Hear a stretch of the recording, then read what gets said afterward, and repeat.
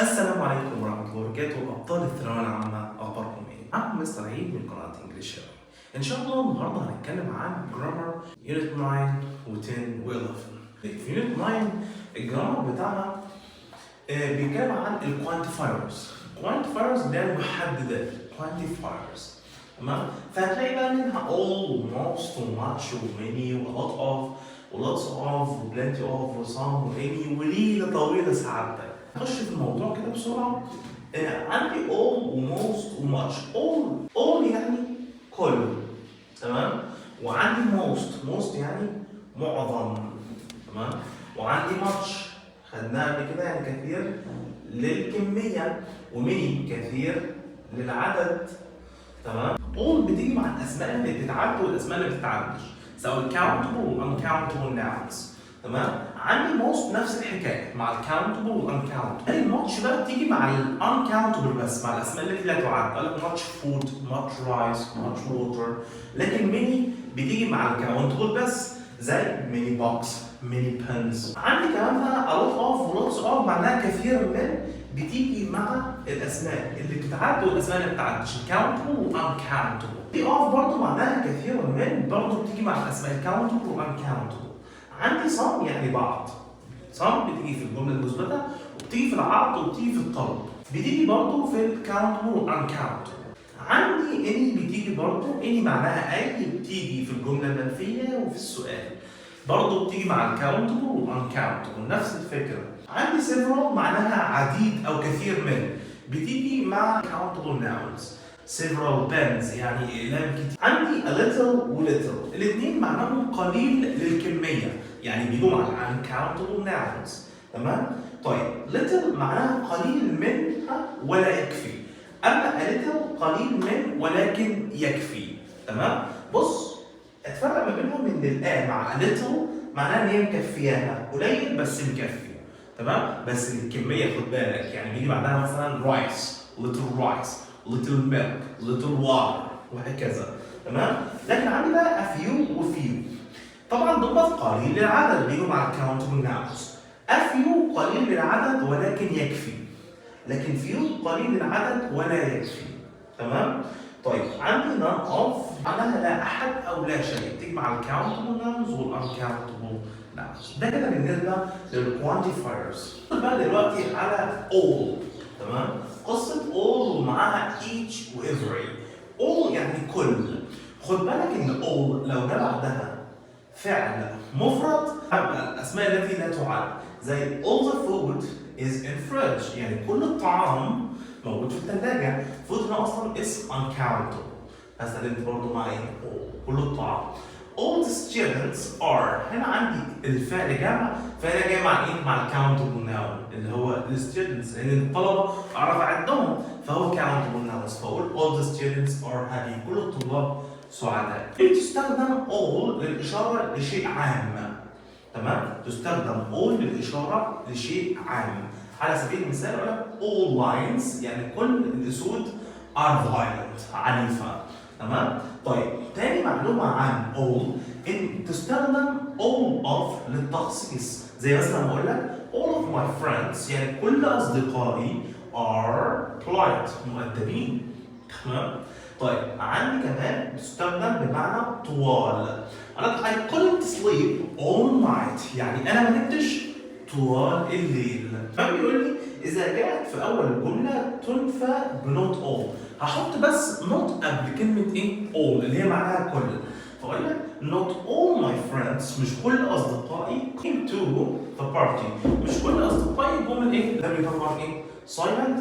ينفع إن هي تستخدم أو تحل محل all بس تسبق بكلمة the، فأقول the whole. عندي بعد كده الفرق بين every و each، بين ان هما بيستخدموا مع الاسماء المفردة التي تعد، اللي هي مين؟ every و each، تمام؟ طيب each بقى تستخدم each عندما نتحدث عن شخصين او شيئين، يعني نتكلم عن حاجتين اتنين بس، تمام؟ سواء بقى شخصين، تمام؟ احمد وعلي، مصطفى ومحمود، او بتكلم عن شيئين زي مثلا اليدين، القدمين، ففي الحالة دي استخدم مين؟ each، تمام؟ طيب every بقى استخدم every عندما نتحدث عن ثلاثة، سواء بقى ثلاثة أشياء أو ثلاثة أشخاص أو أكثر. تمام؟ زي مثلا أقول لك إيه؟ every part كل جزء. لما أقول لك every student يعني كل طالب. لما أقول لك everyone everybody. تمام؟ طيب ده بالنسبة للفرق ما بين every و each. طب ندخل بقى دلوقتي على introduction اللي هو الاستنتاج. تمام؟ وده مراجعة يونت 10. عندي الديدكشن، عندي الاستنتاج في المضارع والاستنتاج في الماضي. must be معناها من المؤكد ان، بستخدمها في الاستنتاج في المضارع. تمام؟ تستخدم must عندما نشعر بان شيئا ما حقيقي. الحاجه دي حقيقيه بسبب وجود دليل على حقيقيه هذا الشيء. تمام؟ فبستخدم must be. على سبيل المثال اقول لك his house البيت بتاعه must be لابد ان must be near لابد انه قريب من هنا near here because he comes work on foot لانه بيجي يشتغل على رجله. طيب هو بيجي يشتغل على رجله. تمام؟ يبقى بستنتج ايه؟ ان البيت بتاعه قريب من الشغل لانه بيجي بسرعه. تمام؟ فده اسمه الديدكشن in the present استنتاج في المضارع. طيب لو هستنتج حاجه في الماضي هستخدم مين؟ هستخدم must have وبعد كده past participle. must have زي التصريف الثالث للفعل. على سبيل المثال اقول لك you must have been happy. انت المفروض تكون مبسوط. المفروض انت كنت مبسوط. تمام؟ when you had passed you must have been happy when you had passed the exam. يعني انت كنت مبسوط لما انت نجحت في الامتحان. انت نجحت في الامتحان يبقى ده زمن ايه؟ ماضي. لذلك استخدمنا هنا ايه؟ past perfect ماضي تام. هذا التصريف الثالث. فاستنتجت في الماضي فاستخدمت must have وبعد كده التصريف الثالث للفعل. لو انا بعبر عن حاجه بقى عن استنتاج ان انا مش متاكد فيه I'm not sure، في الحاله دي بستخدم يا اما may او might و could. طبعا may be بتستخدمها لو بتستنتج في المضارع. على سبيل المثال اقول لك we will try to get there early. هنحاول ان احنا نروح هناك بدري. but we may arrive late.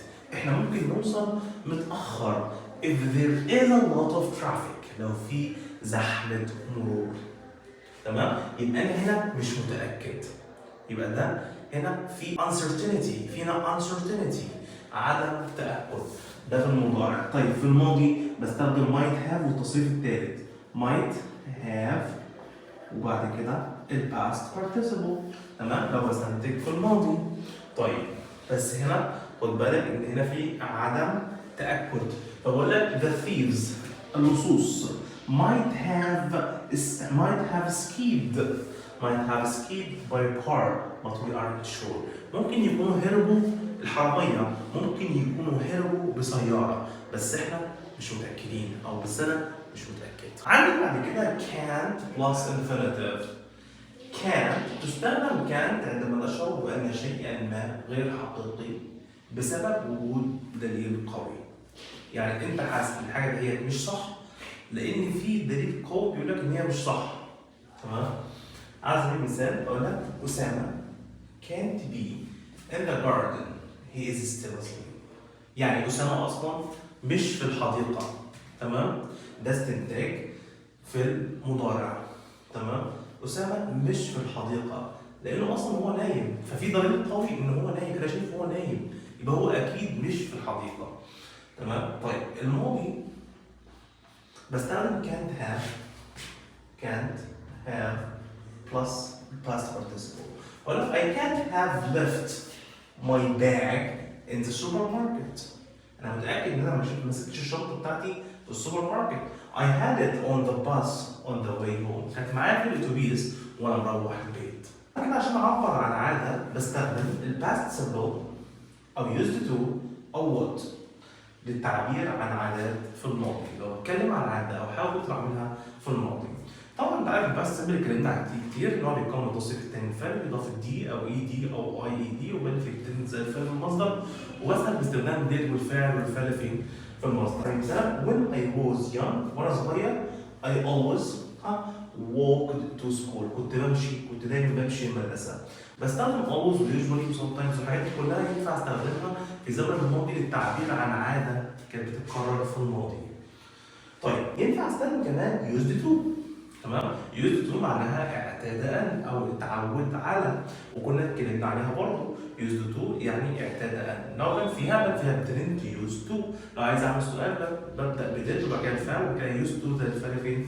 في المصدر. على سبيل المثال بيقول I used to have a bike but now I don't. أنا كنت على طول بسوق عجلة أو كان عندي عجلة بس دلوقتي لأ. يبقى العادة بتتكلمنا عن العادة فين؟ في زمن الماضي. عندي بعد كده what كمان بتعبر عن عادة في الماضي.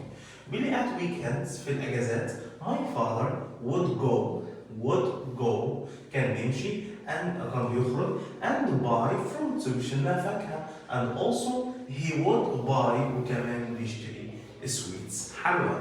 يبقى دي برضه عادة في الماضي. يبقى أنا عندي used to تعبر عن الماضي عادة في الماضي، عندي what زي المصدر برضه بتعبر عن عادة في الماضي، عندي الباست سيمبل ينفع أعبر بيه عن عادة في الماضي. بعد كده الريلاتيف كلوز اللي هي ضمائر الوصف دي بستخدمها عشان اربط بين جملتين اخليهم جمله واحده، اللي هي الذي والتي واللذان واللتان في العربي. عندي هو او ذات بتحل محل فاعل عاقل، اما هو بتحل محل المفعول العاقل. which او ذات بتحل محل فاعل او مفعول بس غير عاقل. طيب whose بتعبر عن الملكيه. احمد whose car is red. أحمد اللي عربيته لونها أحمر. where هنا معناها مش أين، معناها حيث كضمير وصل بتعبر عن المكان. the restaurant where we had lunch المطعم اللي تناولنا فيه الغداء. تمام؟ أو حيث.